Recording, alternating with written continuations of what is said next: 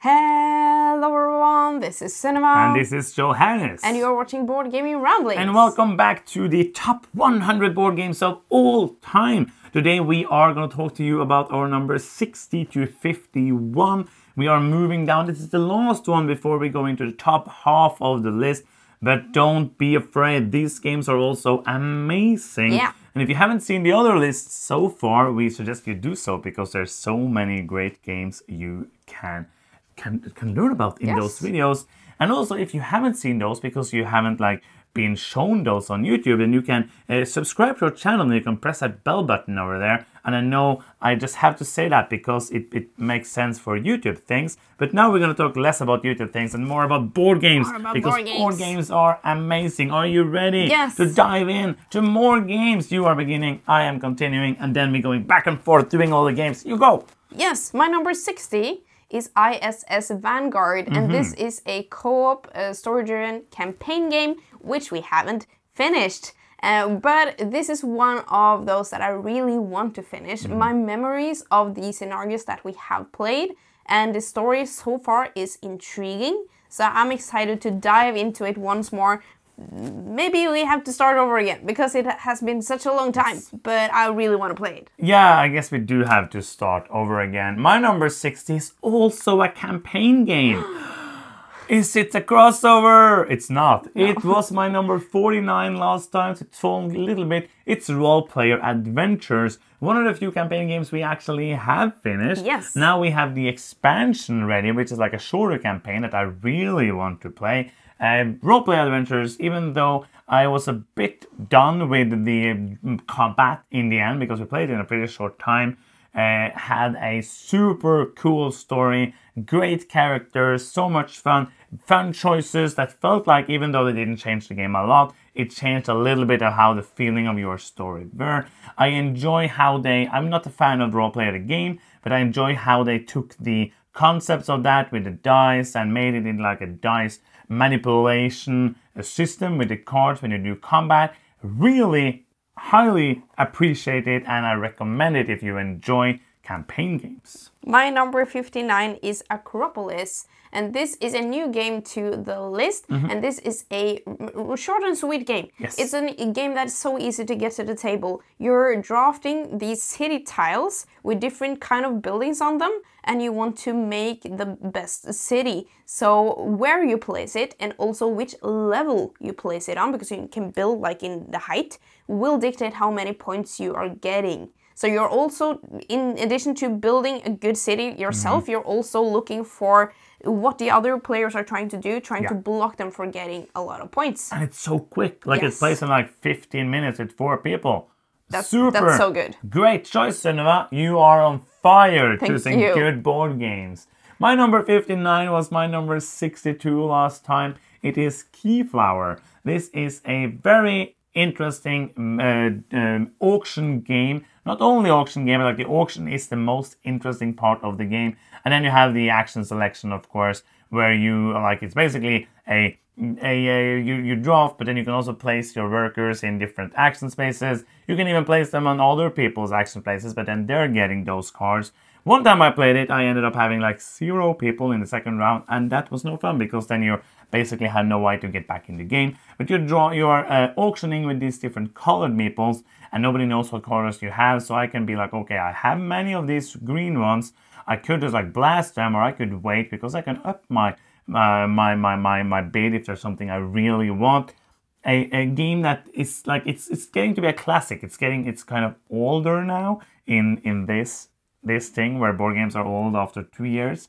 It's quite old then. We also have an expansion I would love to try out to see if it heightens the game anything for me. Keyflower, great game. And it has already been on my list, but you know that already because you've seen it. You watch all the other videos. My number 58 is Lancaster, and this has risen quite a bit. It was my 85th game last time, and I just think that my appreciation for this old gem has come more to mind for me, because this is an old but gold one. Old but gold. It is a worker placement game, but it is also an auction game because you're placing workers of different levels. Yeah. So the higher the level, then you will win the action space, and the person who was there before you has to find somewhere else to go.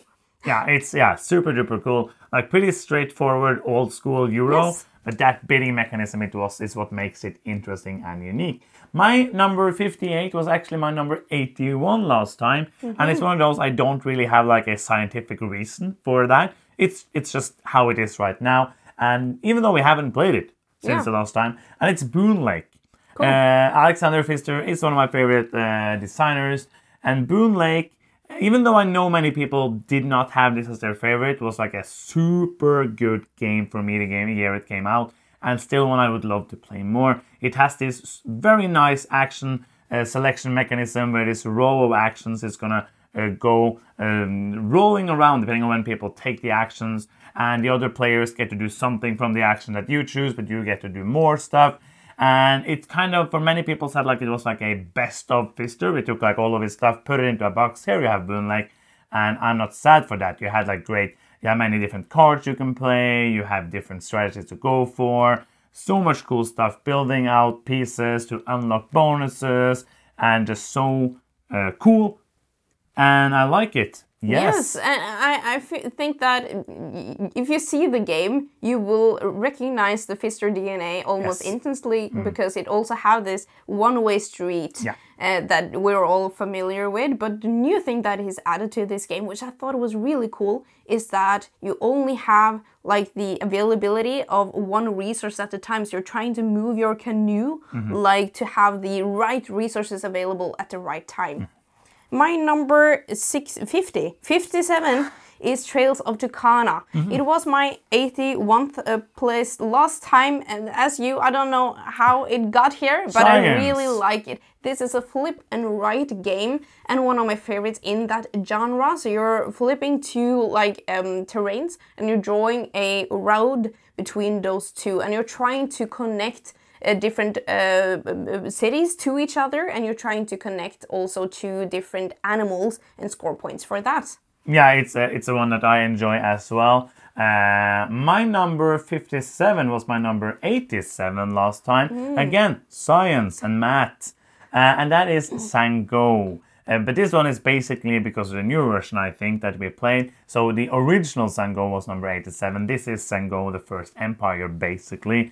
I don't think I like them both a lot, but I don't think I would now play the old one when we have the new one, which has some changes that I enjoy. If you want to see more of them, you can go and check out our review and comparison of that. But it's a super cool game, and I'm so happy that more people know it's available to more people to get the game. It has this very nice card mechanism, again, like a double multi-use card, kind of. You are placing it either in your player board, which upgrades your actions and bonuses, or you're placing it to do an action, and then you can get like some bonuses if that number is higher or lower, depending on the action that you want to do. Other than that, you're doing mostly Euro stuff, trying to get victory points, which are good. Yes, my number 56 is not a game. You've had this on your list before. It is Unlock, and this is a hard... Is it not a game? It's a game system. You said that. It's your words. Well, this game series of escape games, puzzle games, has been on and off the list because it's... My mind struggles if this is something that I should include, because you said we're just including the whole concept of Unlock, not just like one specific scenario or box. But there's so many to choose from. There's so many good ones. If you didn't like that one scenario, that's fine. They're trying something new every time, so you most likely will find something that you can enjoy.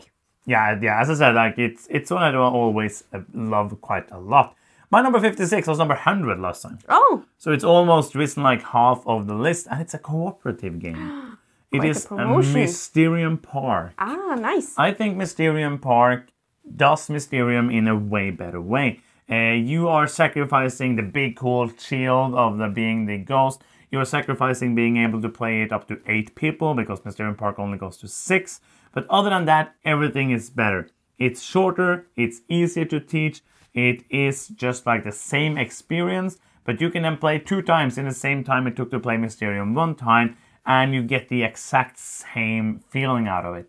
In Mysterium Park, if you haven't played it, is all about one of us being a ghost, trying to give people the dreams, like which is random weird cards, and trying to then show them where, like you're getting a card. For example, you are gonna try to find out that it was the magician was one of the suspects. I'm gonna try to give you cards from my hand, which is limited, to show you towards the magician and not the other people. And it's very hard because it's so abstract, and it's also hard when you play with people you don't know too well, because it's going to be harder, because you're going to be like, oh, but there's a black in the background, that must mean it's this person. But it's just like so much fun, and I enjoy it, and I will always enjoy it. It's one of those top of the crop cooperative party style games that I can always bring with me to play. I agree. If you are at an event and you want something like grand, that's Mysterium for you. Yes. But Mysterium Park is so nice to just have in a collection for every occasion. That's true. My number 55 is Medici, or Medici, that I've learned that its name is now.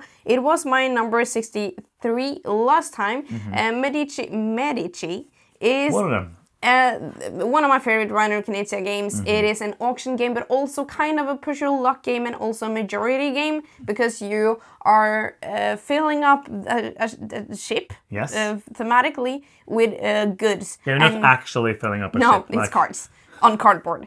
And you're having a one round of auction, and you want high value cards, but you also want the right kind of wares, because you will move up on tracks and get points if you're on like the highest up on the tracks. But you also can do like just wait till everyone has filled up, yes, with the cards that they're getting, and just like get some cards for free. Yes. But then you just have to take what you can get. And most of the time, you're getting good cards. Yeah. And my number 55 was now my number 65 last time. It's one that I am 99.9% sure that's not going to be a crossover. Okay. And it's Blood Rage.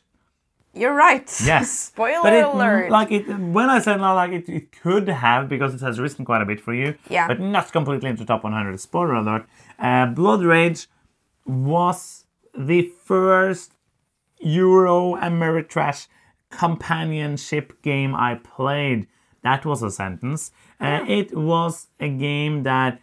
It's a Euro game, basically, but it looks like a Ameritrash game because you have miniatures. But then, when you understood that the dudes were actually just resources and not dudes, it was kind of easier for you to let them die, because it was just like losing a cube. I can get points in Valhalla. Yes. Yes. I love mostly everything about this game. I think like the drafting is super clever. Of course, if you play it with somebody who haven't played it before, the chances of you winning are high, because you know what to look for. But the drafting is super cool. There's so much interaction. There is so much tension and so many different strategies to go for.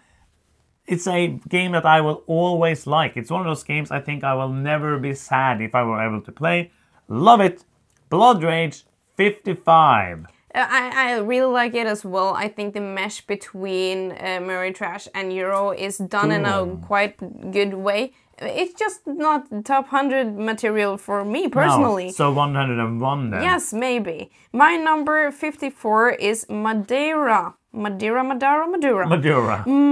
That was number 49 last time, so ish the same. This is a really solid game. It is another dice drafting game. Kind of. Yeah, kind of. You're choosing sets. Yeah, you're also in like combined with the dice. You're also choosing like what you call it, like the scoring opportunities as well.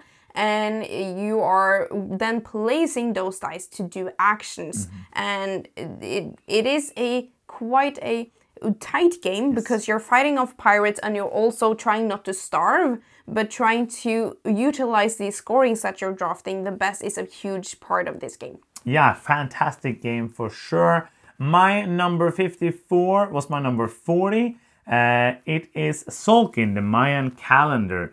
This is one that I think, never master. It's one that I always want to play more, because I still don't understand exactly how to play it well. And it gives me that feeling of, oh, I just want to play it again to understand it and get this stuff. What you're doing is just a worker placement game, but you're placing one or more workers on your turn, and then you can also on turn take back workers, but the longer the workers stay, they will move with these cogs that move every round. And the longer they move, the better the action becomes. and the timing and the strategies and the timing of how to do this before that, but this is already moving too far, and all of these things are very interesting and makes it a great game. My number 53 is Trajan. And it was in my late 40s last time. Trajan is a really solid Stefan Feld game with a super clever Mancala mechanism to choose your actions.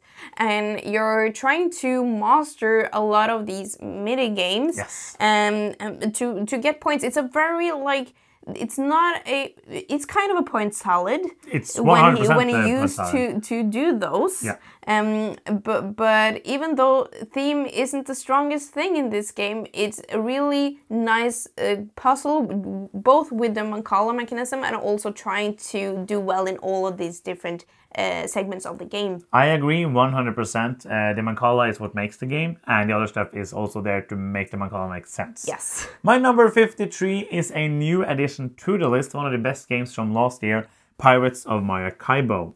Taking Maracaibo and making it more streamlined, quicker, but still very interesting and still a lot of fun. Basically, it's Maracaibo, the card game. If you haven't played it or seen it yet, you can see our video for it. It is a lot of fun. You are moving your little ships across cards. You will then buy cards, which upgrades what you get to do, and upgrades like the income, upgrades how far you can move, upgrades what you do when you move to action spaces. Like, it's an engine building, and it goes pretty quick. Plays in under an hour. A super cool game. Highly recommended. Pirates of Maracaibo. My number 52 is Ginkopolis. That has fallen quite a bit, and no, not that much. From 31th place. I think it's because I haven't played it in a little while, because Ginkopolis is such a clever game. It is. You are building this like a collective city, and on your turn you're playing a card, and that either adds like a new plot to the city, or you can like build on one of the existing buildings already. And what's clever is that when you have played that card, your hand goes to the other player, and then you have to set yourself up for not giving away the cards that you think are good, and you're trying to have majority in these different areas to score points. Yeah, it's a fantastic game. I enjoy so many things, but there's an expansion that I think is actually possible to get, so I might want to do that. My number 52 was my number 75, and it's so far the closest we have come to a perfect crossover, because it is the first time we had a crossover in this same list. This will probably change when we get closer to the top. We'll get more of those, I think. But for now, it's going to be this one, which is Medici, or Medici, which I know people are going to comment, but I'm going to call it Medici because I've always called it Medici. Yeah. And I like it basically for all the reasons you said. It's like the super clever combination of the bidding, the push your luck, the resources that you want to go high on them, but also want the value to get victory points in many different ways. And it is very easy to teach, plays very quickly. 5 people, 4 people, 6 people. I never played actually with 6 people, but it plays up to 6. And it is just one of those. When we're 5, and I said it many times about this game, when we are 5 people, this is the first game that comes to my mind. Yeah. This is the first thing that's like, oh, let's play Medici if we have 5 people. My number 51 is Ultimate Railroads, and it has risen from the 67th place last time, and that is because last time its name was Russian Railroads, and I think Ultimate Railroads is better. I think that it elevates this worker placement game from something that felt at the end for me with Russian Railroads really solid, but a little repetitive, and that you could go for kind of the same thing and win every time. I think that Ultimate Railroads has fixed that, but it's such a solid worker placement game with where you're trying to build railroads and also upgrade railroads, and can go like different areas, strategies every time you play it. Basically, many people have said that Russian Railroads was kind of solved. That's one strategy you always went for. Basically, that's going to win you the game if not everybody tries to stop and do the same strategy. So German Railroads was basically what has solved the game or made the game better. And Ultimate is basically all the expansions and the new Asia expansion in there. My number 51 is going to be And my other drawing game for this top 100, spoiler alert, there's not more. It's Pictomania 2nd edition. While I like Doodle Dash for its simplicity and it's so simple to teach, Pictomania is kind of like the advanced drawing game, if that is a thing. It is one where you need to be like a little bit more involved. You need to have like a little more understanding of words and of the rules of the game. Like Doodle Dash, very simple. It's like a tiny note shop because you are drawing things and you have a card that says 8 different things that are kind of similar. The first round might be fruit, so it might be apple, orange, pear, peach, all of these different things. And that's kind of simple to see the difference between a pear and an orange, for example. But then in the later rounds, you're getting more and more advanced cards. You can play, if you're playing with families or younger people, you can play with just like the simple one. But what I like is when you get to where it's the same thing. Where it's like, how do you... I'm going to use the same thing as you because that's one of the things I always remember. Like, fable, story, legend, myth. How do you draw that in the first place? And how do you draw it, the one you're supposed to draw? Because you get a card that tells you which one you're supposed to draw. And it is just a super fun game. You get points for guessing the other correct, but you also get points for people guessing your things correct. So you want to draw good enough for you to have other people guess, because or else you're going to lose points for that. But you also want to draw fast enough so that you will be the person who get to guess early and get the most points from the other people. Superb game. Yeah. And that is another list. It was. There's so many good games. Like that is kind of, when I made this list, I kind of, every single time I remember a new game, I was like, oh. I get a little giddy. There is so many games. Like we have had so many great experiences playing all of these games. Yes. And it's so much fun to share it with you all. And especially like there's been big changes to both of our lists. And that is a lot of fun as well. So yeah, we're going to soon be back with another video, but this is going to be the end of this one. If you are enjoying what we do here, please let us know in the comments that you like us, because we need that. And also, more importantly, let us know what you think about the games in this video. Which of these lists do you think are the best? Like no one ever was. For you. Yes, not like for us, because my list is best for me. That's true. And please let us know what you think about the games as well. If you want to see more of us, you can go and check out other videos. You can also give us a victory point, which is very helpful. And we get victory points when you click that subscribe button. And if you click the bell to get notifications, you will have a notification every time you want to see our faces. Yes, and that's going to be the end of this video. Thank you so much for watching. I'm Johannes. I'm Sunniva. And you've been watching Board Gaming Ramblings, and bye-bye.